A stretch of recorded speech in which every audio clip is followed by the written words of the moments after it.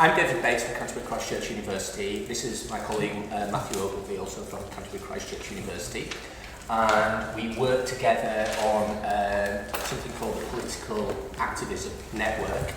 And our idea is very much to get academics out into the community, become involved with activists and the practitioners of politics, and try and link what we do in the academic sphere as such with informing real activity, and also for us to learn from real activity as well. So that's our idea. So we call the Activism Research Network. Not the greatest acronym or anything, but there you go. We're interested in a number of questions, and I'll state these very quickly, and hopefully we might get a chance, anybody that's interested in chatting to us afterwards, to get the chance to have a chat with you. We're interested in questions such as what makes for successful or effective political action.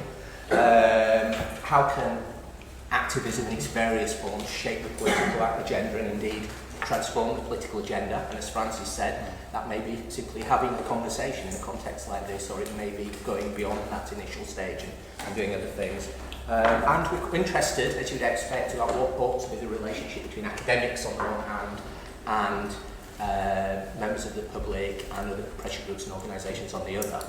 We're trying to get out that idea of the academics as sort of in some ivory tower totally outside the political process. So we'd like to have those sorts of conversations. We've done a lot of different projects, and I'll state something very quickly about this, and then Matthew will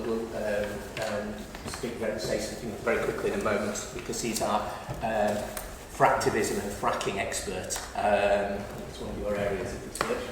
Well, not too much fracking. You don't go out fracking or anything like that. Joke, by the way. So we're interested in things like the anti-fracking movement, wind farm protests. We've done some research on things like that.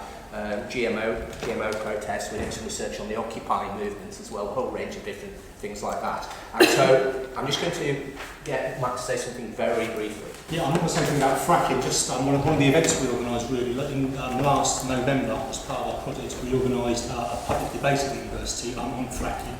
We attracted a range of experts to come and talk on subject both for and against fracking in the UK. Attracted some 250 plus people from around the country. It was a very, very successful event. Ogilvie was one of the panellists who was going to be talking today.